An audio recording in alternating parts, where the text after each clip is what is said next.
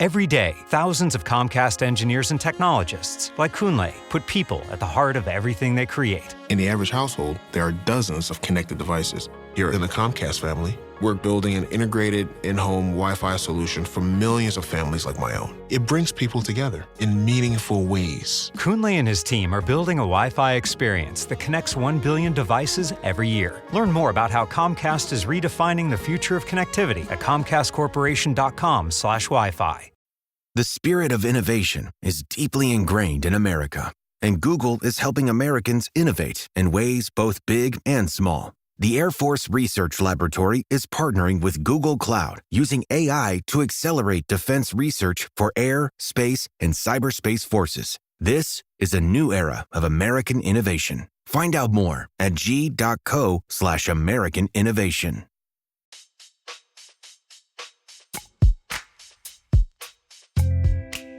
Welcome to Dear Prudence. I'm your Prudence, Jenée Desmond Harris. Today we'll be answering letters from someone trying to decide whether to invite two friends who hate each other to a party, a CPA trying to determine how to climb the corporate ladder without a defined job title, a daughter contemplating hosting a sober Easter to account for her mother's inappropriate drunk behavior, and a listener very afraid that she might become the de facto babysitter to her pregnant sister. Here to help me out is Daria Burke. After a 20-year career in beauty and fashion, most recently as Chief Marketing Officer at Just Fab, she has written an amazing book. Her memoir of my own making was published last month. In it, she writes about being raised in Detroit in extreme poverty as the child of two parents who struggled with drug use. She had a front row seat to the way addiction shaped her mother's life and experienced things that no child should. But a powerful insight she shared in the book after doing a lot of work is that this wasn't the life her parents dreamed of for themselves either. That is just one of many revelations and moments of clarity she writes about. The book isn't just about career success or pulling yourself up by your bootstraps to have a great job and change your circumstances. It's about all the years she spent learning about the human brain, studying epigenetics, neuroplasticity, and the impact of adverse childhood experiences. She even had a brain scan done on herself.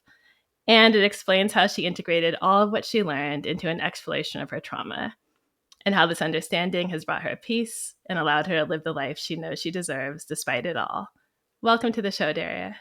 Thank you so much. What an intro. I'm so happy to have you here. I can't wait to hear what you think about these letters. But before we get started, I want to give you a chance to give one piece of unsolicited advice. Don't count other people's blessings.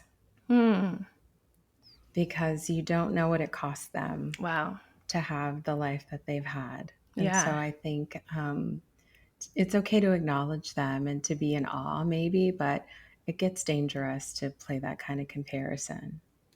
We're going to come back to that as we talk about one of the letters. I have a story. You're in it. I want to give a piece of unsolicited advice for you. It comes from the book, and I actually I wrote it down as I was reading. You said, "When my ego becomes inflated and I catch myself searching for scraps of superiority to cover up all the ways I've undervalued myself, I know something has threatened my sense of self-worth." I thought that was so good. So the advice I'm giving on your behalf is when you find yourself wound up and feeling defensive or feeling like you need to show someone how great you are or make them see your value, it's time to take a moment to kind of think about what about that moment is making you feel threatened and not good enough. And there might be something there. Yeah. Lots of notes from your book. I highlighted a lot. I wrote down a lot. Okay. More when we come back from this break. Daria and I will work on giving some advice to letter writers.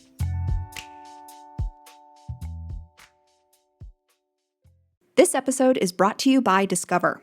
If you've listened to Dear Prudence for a while, you know how important acceptance is when it comes to your personal growth. And you know who else is big on acceptance? Discover.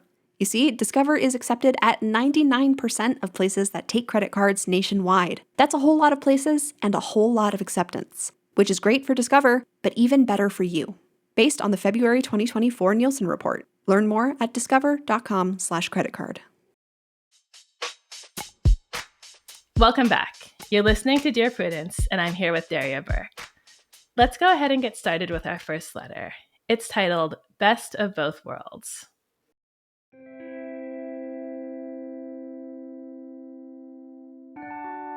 I'm throwing a party next month and would like to invite my 2 best friends. The trouble is, they can't stand each other. Typically, I do things with each of them separately, but I really want both of them there. How can I negotiate this? Okay, so I think sort of the obvious to me answer, or the answer I would predict from an advice column, would be to say to both friends, hey, I'm inviting the girl you hate. It's only one party. I have to invite both of you. I just wanted to give you a heads up. Do with that information what you will, and I really hope you come, and I hope you're still comfortable being there. Is that something like what you would do? Yeah, I mean, my first thought was, how big is this party? Because why is this even a concern?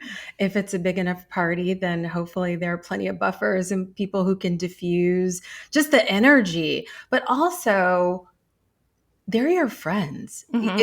Like, this shouldn't even be a negotiation for our letter writer to be grappling with. They should be able to come together in celebration of the letter writer and put their stuff aside and say, this is their moment for us to just show up as friends.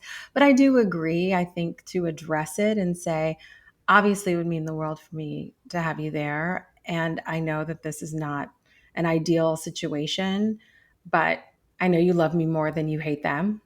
Yeah. So like, let's just have fun.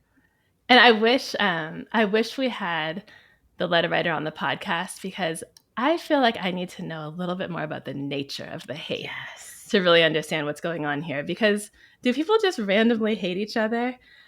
Is somebody the bad guy here? That's sort of my feeling. And I know it's possible to have people who just rub each other the wrong way, but hate, they can't stand each other. Yes. It just makes me ask, do you need to take an honest look at whether one of the friends has done something to the other one, or if one of the friends is just not a nice person? Is this really just a we bumped heads and we're incompatible thing, or is someone the bad guy in this story and maybe you should choose sides? Right. I mean, clearly this person is trying to not do that.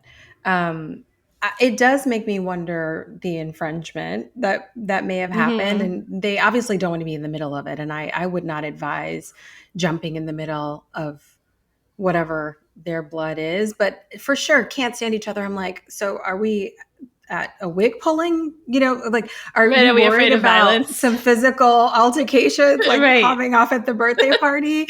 How bad could it be? I've certainly been in social situations with people that aren't my favorite people, but I can be civilized. I can also just avoid them for an hour or 2 hours. So yeah, I have so many follow-up questions, but my first was, how big is the group? How big is the party? And then, like, what's the deal here?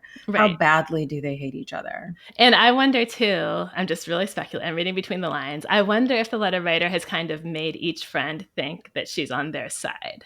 Do you know what I mean? So if she kind of listens to each one going, yeah, she's kind of a bitch. Yeah, you were right.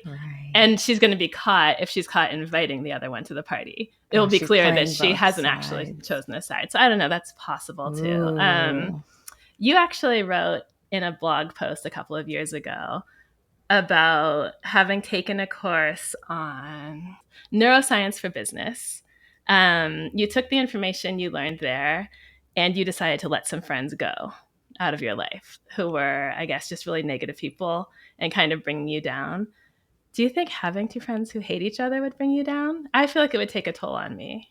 Absolutely. I mean, she said, the letter writer, I'm projecting it is a that she. It's a woman. Yeah, It is a she.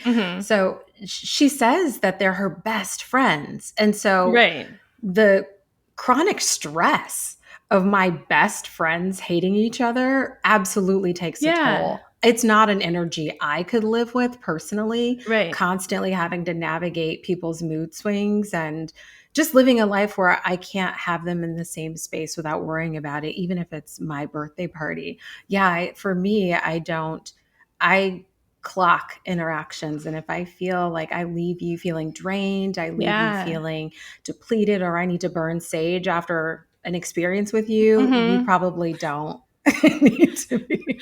It's like a litmus test. Yeah, if I'm lighting the sage after you leave my house. As the door is like shutting. Yeah. Maybe you don't need to come back. And I'm like running for the matches. Exactly.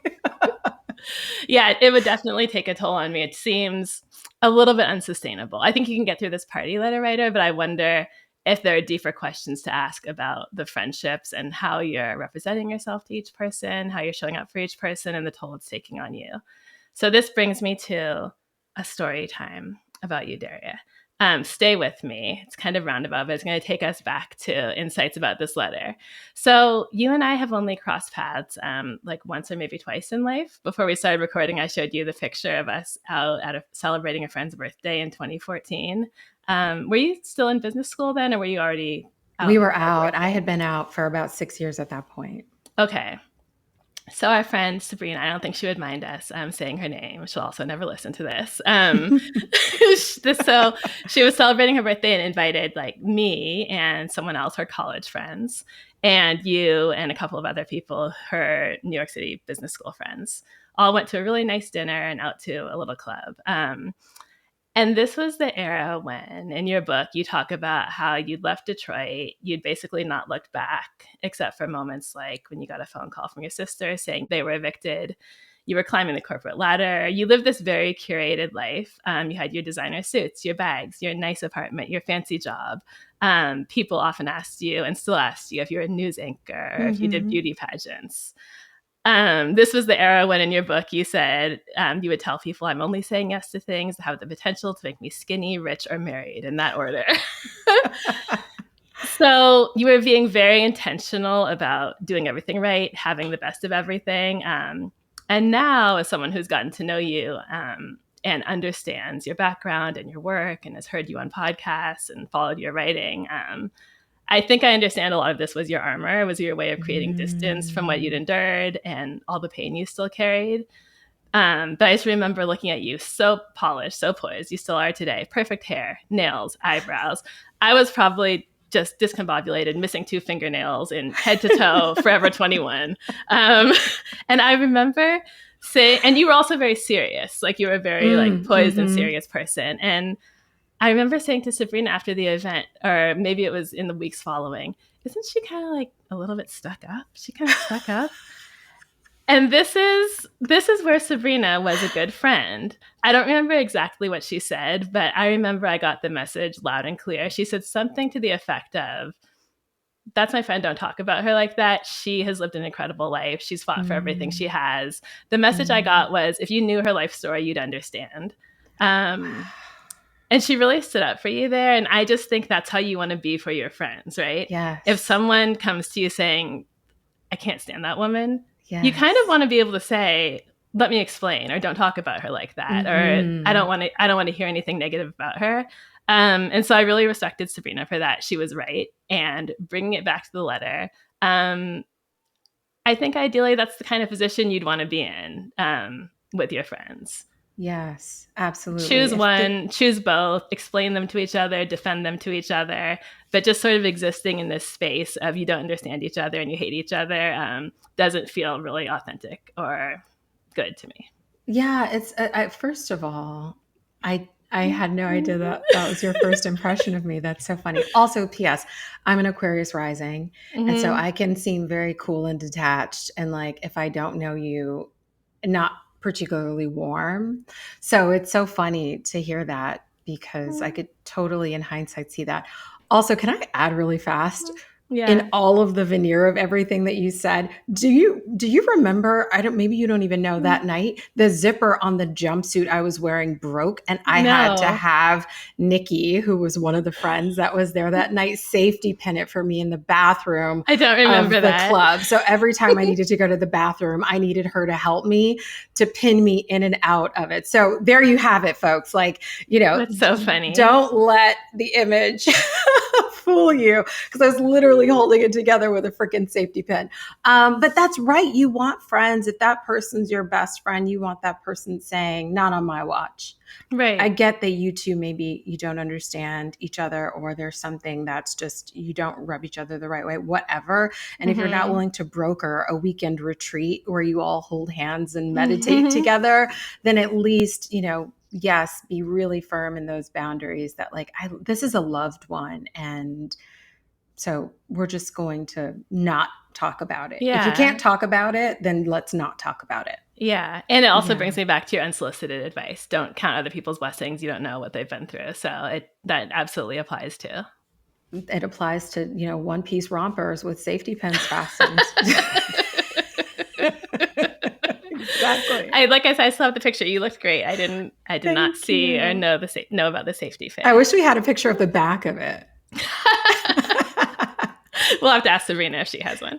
Yes. Okay, so our next question is titled Tireless in Accounting.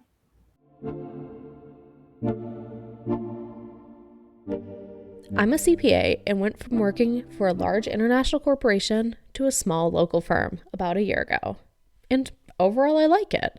The hours expectations is significantly lower, and I like my clients and I like my coworkers. It is a little bit more disorganized than I'm used to, and I think one of the reasons is because they won't give anyone below a partner level title. Among other things, this makes it difficult to help staff get to the next level because there's no standard benchmark for getting there. Also, I'm a woman and I've been more than once mistaken for an assistant when my title anywhere else should be senior manager. And I feel like I've earned that title. I've been a CPA for almost 15 years. I've tried addressing this with the partner group multiple times and they keep putting it off. I'm getting feedback from the staff that they'd like titles too. So I'm really frustrated and I want to bring it up again, but I'm just not really sure what I can say. Am I blowing this out of proportion?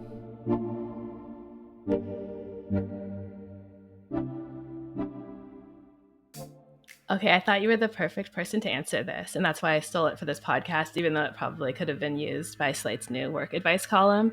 I didn't break down your whole professional history in the intro, but just summarize it quickly so everyone knows that you know your way around a workplace.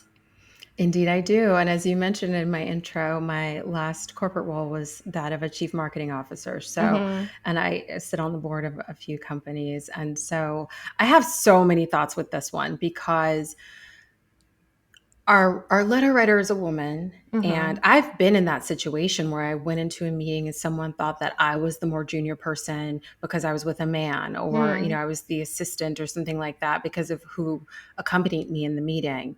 And we know there's so much research that talks about the ways in which women are expected to take on unpaid labor and kind of the nurturing, mothering roles and in work environments and all the ways in which these types of biases hinder them. And so part of me says, leave. And women stay too long anyway. I know she's only been there for a year. Women tend to stay too long in their jobs. You think so? Is it a sense of loyalty or wanting to be nice and not wanting to disappoint lack of anyone? risk taking? I think it's, a comfort level. Sometimes life, the infrastructure of your life demands that you not create instability. And sometimes you need to stay because that's what life is calling for in the moment. But I think often the fear of starting over and the risk taking associated with leaving is one of the more predominant reasons. But as a result, women tend to not make as much money because when you move, you get a pay bump and you get the better title and you get all those things because you're negotiating them. And so there's the one hand that I'm kind of like, know when it's time to go. However, it sounds like it's largely a great place to work and the work-life harmony piece is there for her. And I don't get any sense that she doesn't like the people that she works with. And so my next thought is, can you all unionize? If everybody is disgruntled with this structure, is there a world in which everyone sort of comes together and petitions for meaningful change? And I'm not saying go on strike, but I do think there's something to be said potentially about organizing as a group. It's a good idea. This is, a broad thesis. Like what might it look like to rally together and sort of push for what you guys want and see where that gets you as a next step. Having not really been in a lot of these environments, I was leaning toward leaving. And tell me if this resonates, just because the problem with no titles is a problem. It's making things difficult for the letter writer. But don't you think it's a symptom of a bigger problem? Yes. Whoever made that decision, and she also says it's disorganized. So it just seems like it's a flying by the seat of our pants place that may be good for some things, but it's not invested in the career advancement of the people who live there, or like putting structures in place that support that. So I feel it might be too much to try to change a workplace. I don't know if you ever, some people have to do it. I shouldn't say you never want to, but if you're a person who likes their work-life balance and doesn't want to dedicate the rest of your free time to thinking about this company, I don't think you want to take on the task of trying to change sort of the character of the place where you work. Sure, that's fair. And it is insightful that there's chaos as a result, likely, of the confusion that exists in this realm. I do wonder how big of a company they're in. So I personally have the experience of going from L'Oreal, so I was at this global multinational organization, to Rent the Runway, where I was number 10. And in an early stage startup or younger company, there is a little bit, even if you have a title, of all hands on deck. And the posture is very much nothing at this company is somebody else's problem, right? Everything is everybody's problem until we can grow enough to have a little bit more structure and a little bit more delineation of roles and responsibilities.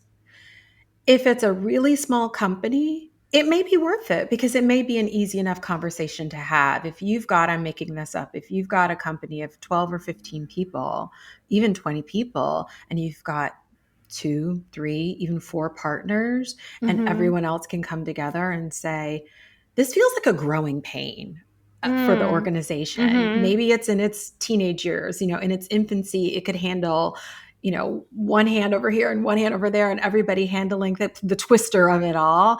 But then now that we've matured and we've reached a new level of growth, of expansion, whatever the case may be with this company, it seems like we're feeling the rub of what was meant to be just a fair and balanced system, but we still need other organizing principles to get our jobs done.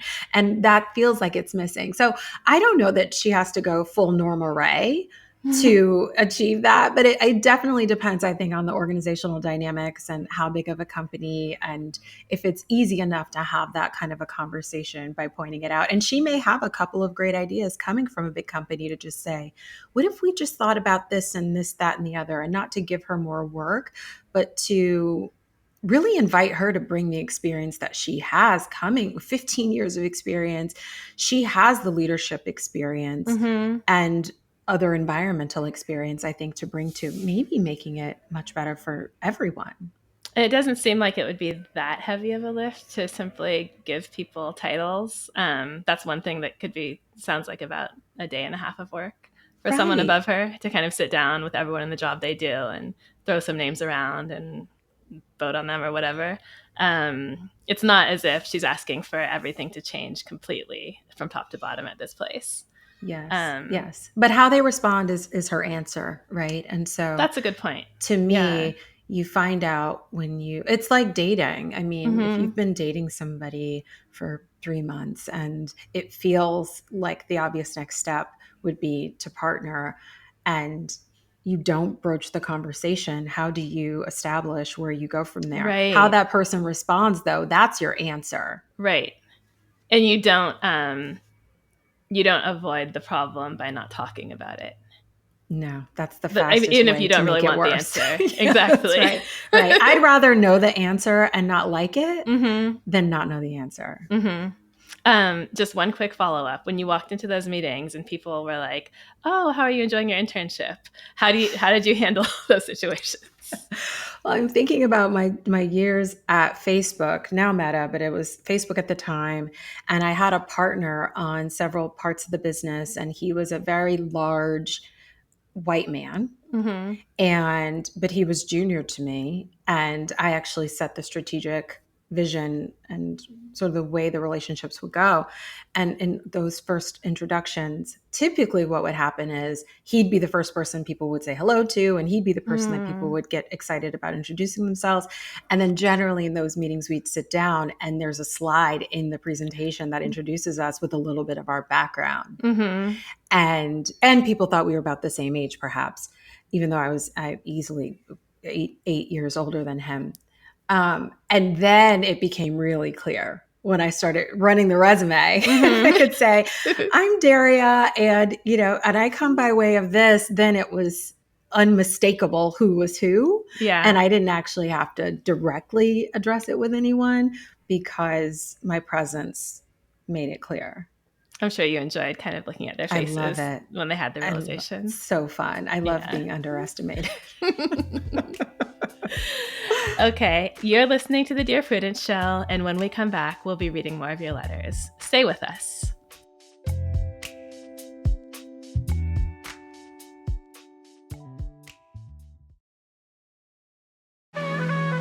This podcast is brought to you by Progressive Insurance. Fiscally responsible, financial geniuses, monetary magicians. These are things people say about drivers who switch their car insurance to Progressive and save hundreds. Because Progressive offers discounts for paying in full, owning a home, and more. Plus, you can count on their great customer service to help you when you need it, so your dollar goes a long way. Visit Progressive.com to see if you could save on car insurance. Progressive Casualty Insurance Company and Affiliates. Potential savings will vary. Not available in all states and situations. Spring savings are in the air and at Ross, where they have savings on all the brands you love. From the latest fashion to outdoor decor and even pet supplies, savings are in every aisle. Go to Ross and save 20 to 60% off other retailers' prices on your favorite spring finds. Welcome back to Dear Prudence. I'm here with my guest Daria Burke to answer your letters, and the next one is titled Solving the Problem for Mom.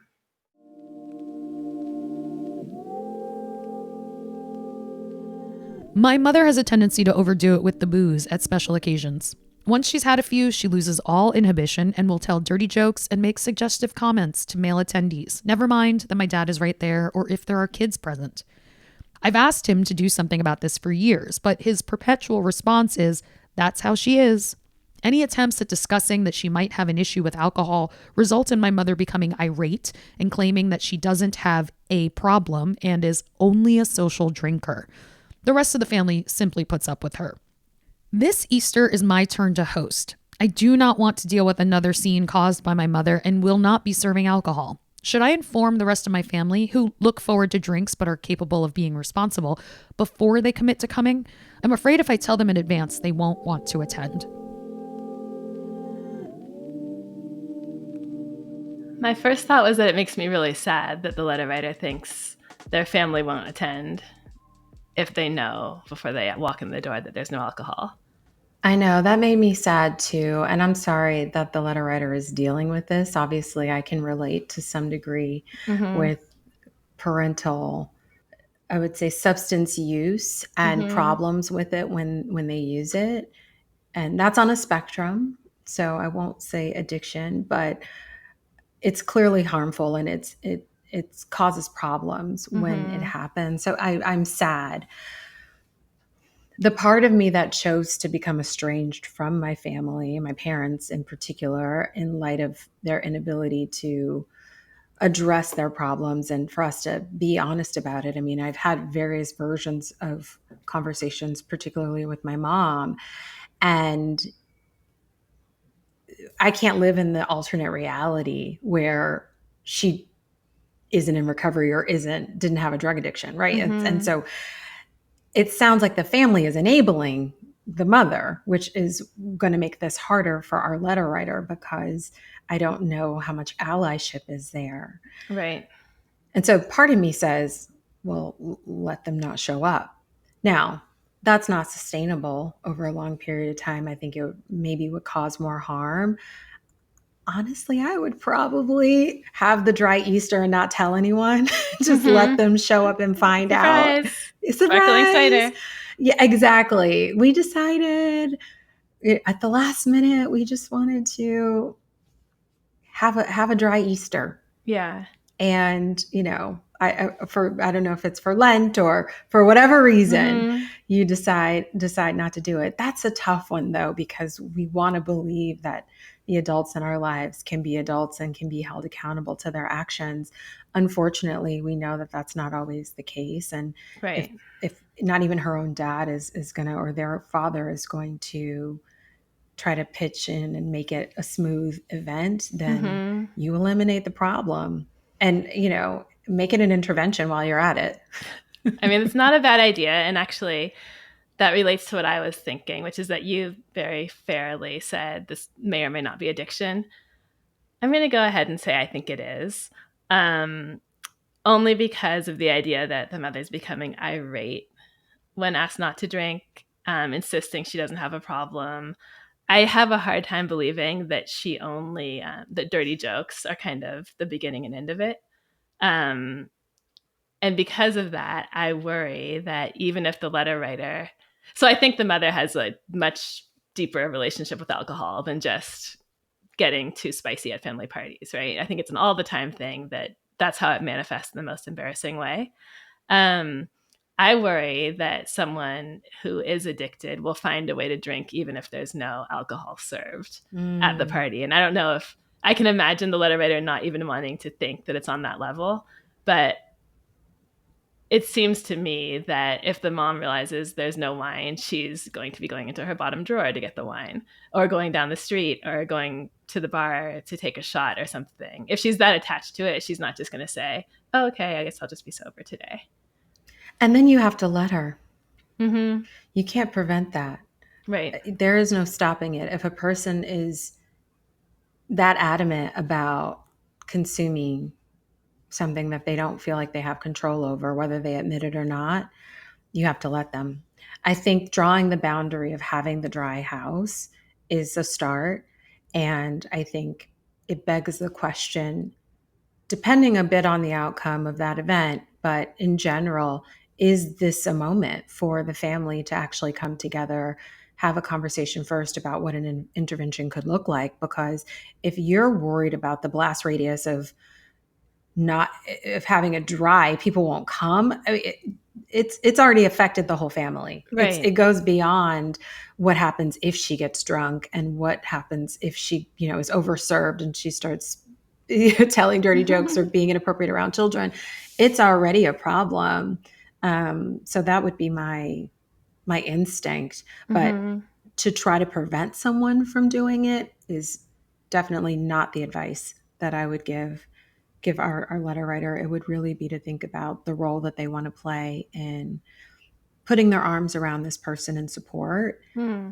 If it's possible, again, you try once. For me, It's always about trying at least once. You try and you see what happens. And that might be, if it's done well and correctly, it could be a breakthrough moment. But some people really do need to hit a rock bottom before they can tell themselves the truth. Yeah. You wrote in the book, there were times I pitied my mother, recognizing the magnitude of her suffering. But as an adult, I've chosen not to be a witness to her journey, to watch her struggle to piece herself together. The instinct to take a leading role would be too great. No one wants to see their mother suffer, and I spent too many years mothering her. I thought that was really powerful, and also that could potentially apply here. You also mentioned in the book, I don't have the quote written down, you said it much more beautifully than this, but you pointed out that the issue with an addict is not just the addiction to the substance, but the pain behind it. Yes. And I wonder if that could be something for the letter writer to think about, or if that's a healthier or more productive thought to have when and if you've separated yourself from the person. Yes. The letter writer doesn't sound anywhere close to that yet. But I do think it's an invitation for them to consider, even now, whatever their mother's journey winds up looking like, is to ask themselves, and I got it from Dr. Gabor Mate, who has spent decades working with drug addicts, generally speaking, in trauma recovery and all sorts of psychiatric help. And he also gives phenomenal baby parenting advice. I follow him yes, for that. Yeah. Yes. He's like 80 years old. So I think he's just full of wisdom at this point in all the ways. But so much of his work considers generational trauma and what we inherit. And so it's not just why the addiction, why the pain, what is really at the root of that. I feel like with our parents, we often don't know. Yeah. They often don't share. And so we're left to wonder what else might be going on in their lives. We often don't even know a lot about our parents' lives before they became parents. And so I don't know if that's an approach that could be taken. The mom sounds a bit hostile and defensive and not really ready to sit with the truth. But maybe the truth is just that painful. Yeah. So, letter writer, if we've taken it to another level that's deeper than it needed to be, I apologize. I hope that's useful to someone out there. If this really is just the case of your mom just being silly and telling cringy jokes, the problem could really be solved by just not making a liquor store run for this holiday. And I hope that's it. I hope that solves it. And don't tell anyone. Just surprise them. They'll be fine. They can go out for a drink afterwards. This is Dear Prudence. We need to take a break, but when we come back, more letters from you and advice from us. Stay tuned.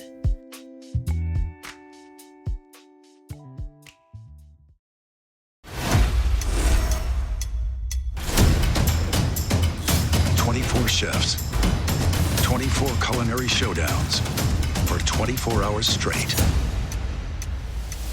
Which chef will outcook, outpace, outlast the competition? No chef escapes the clock. All new 24 and 24 Last Chef Standing, Sunday night at 8. See it first on Food Network. Stream next day on Max. That's your money saying it's time for a McDonald's run. Because with new McValue at McDonald's, you get more than you expect. Like buy a 6-piece McNuggets and add a McChicken for just $1. Your money says let's go. Get more than you expect with new McValue. Prices and participation may vary. Valid for item of equal or lesser value. I'm Jenée, and you're listening to Dear Prudence. Daria and I are about to tackle our last question for the day. Daria, are you ready? I'm so ready. The letter is titled, Not the Nanny, No Way.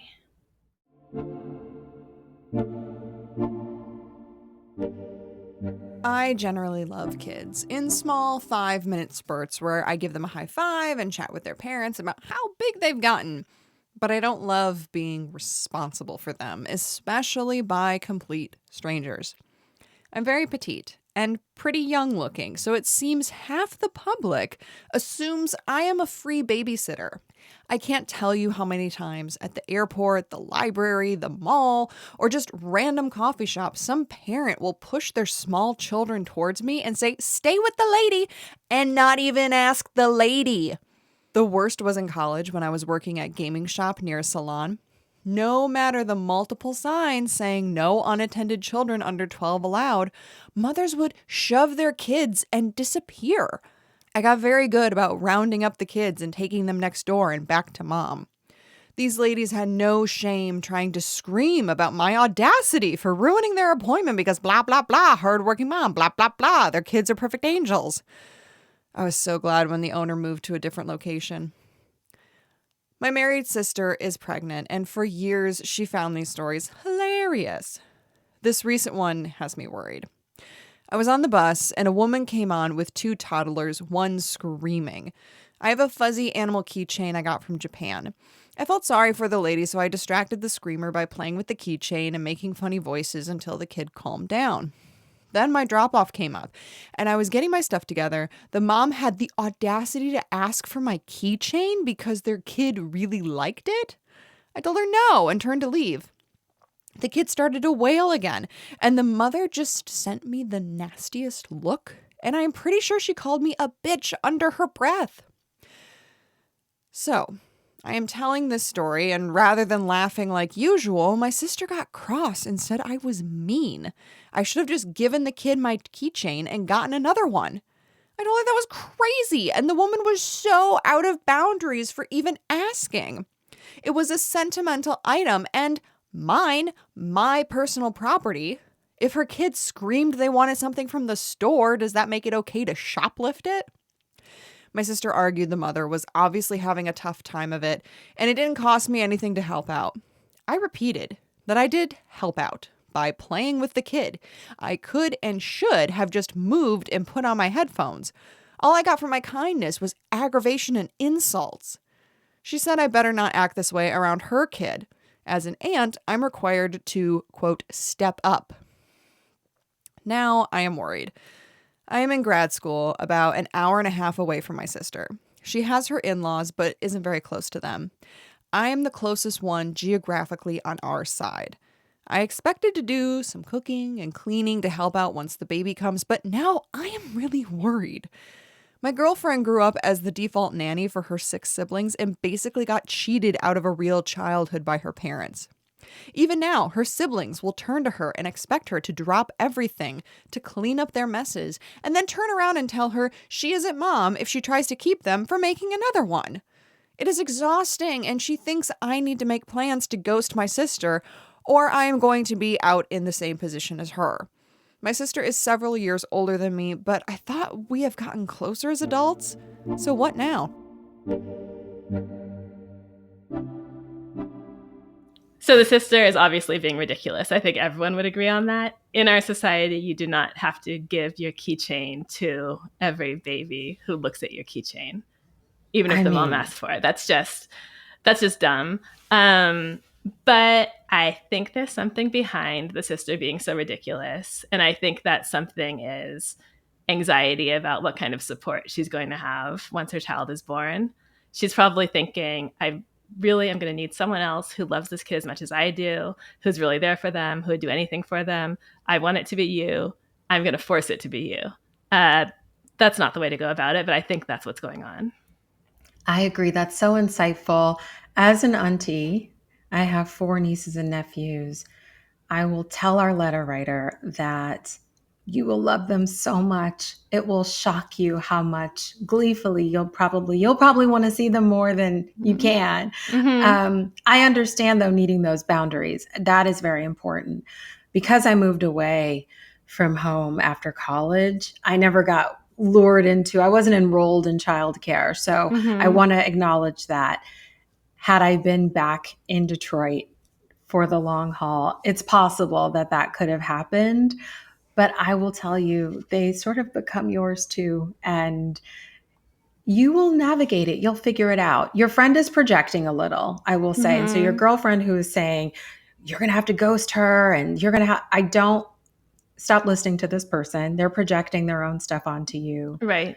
Being an auntie is so awesome and so fun. In fact, my oldest niece is 25 and she's one of my favorite people in the world and arguably one of my best friends. And it's such Is a that joy. The one who you brought with you to a big meeting you went to in New York in the book? Yes, yeah. I did. I had a meeting and I took her to the business meeting. She was 13 and I'm like, okay, wear a blazer. What in the world? But yes, she's just the best.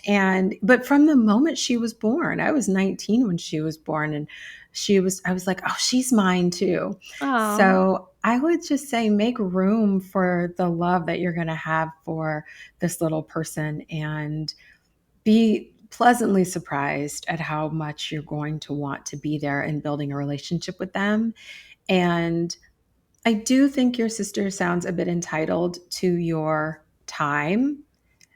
I'm the older sibling here, so I don't have the experience of being the younger sibling, but I understand how older siblings can do that sometimes to the younger one. And so you may need to have a conversation with her. I love you. I love this child. You're my family. I want to spend as much time with you as I can.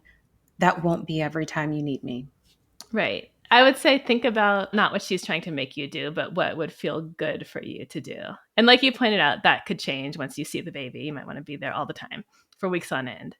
But if right now you think, I could see myself babysitting 1 weekend a month, I could see myself doing trips to the zoo when the kid gets older, you sort of set the tone. Don't just be in response to the demands she makes and resentful of them. Like, say what you want to do and do it. And if you want to do more, add on. But think through that before you start just pushing back on all of her demands. And I think the letter writer said something about going over to clean and cook. You can do that. But those are also things that other people can help with. Your most important thing is the relationship with the baby. I think it's really priceless to have people in your life besides the parents who the baby knows from the beginning, who they're really comfortable with, who can step in without it being a whole new thing with a stranger if needed. So maybe that can be your role. You don't necessarily have to go over there and be a maid, which might even set up a strange dynamic where it seems like you're just like a service provider rather than a person who's developing a relationship with a child. Yes, I love the proactive statement about, I'm so excited to get to do this, and what if we do that? And I think if the sister is worried, to your insight, Jenée, that she'll be overwhelmed and there just won't be enough people to help her, maybe that even offers some sense of ease to know that I am committing to being a part of the village. And we get to decide what that looks like together, but I am committed to being part of the village. And maybe you take a little bit of the steam out of that fear, but also setting the boundary that might alleviate some of the sense of entitlement that she feels. I wonder too, if there are other family members that you might enroll in a caregiving strategy. If this is the first baby and there is a concern, is there shift work, air quotes, shift work that people can say, okay, this one's going to come over on Saturday and then I'm going to see you on Sunday, or I'll see you the next week, and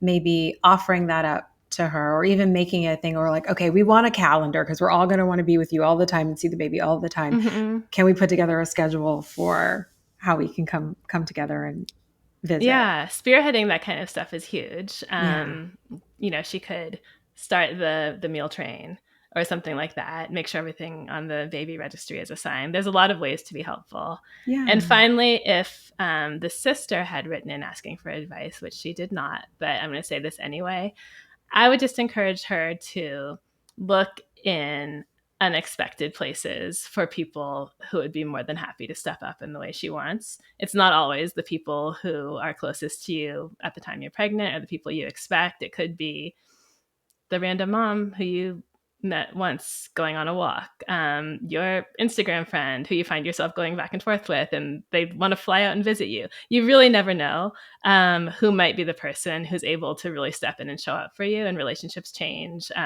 So just be open to letting people in to support you rather than commanding people to support you. Yes, I love that. Yeah. Okay, those are all the questions we have for this week. It's been fun and hopefully helpful. Thank you, Daria. Thank you so much. This was wonderful. Make sure to read Daria's book, Of My Own Making, a Memoir, and follow her on Instagram at Daria Burke and connect with her on LinkedIn at Daria Burke. Do you need help getting along with partners, relatives, coworkers, and people in general? Write to me. Go to slate.com/Prudie. That's slate.com/PRUDIE. The Dear Prudence column publishes daily at slate.com. If you'd like to hear your question answered on the podcast, we are looking for letter writers who would be comfortable recording their questions for the show. You can stay anonymous. This episode of Dear Prudence was produced by me, Jenée Desmond Harris, and Maura Currie.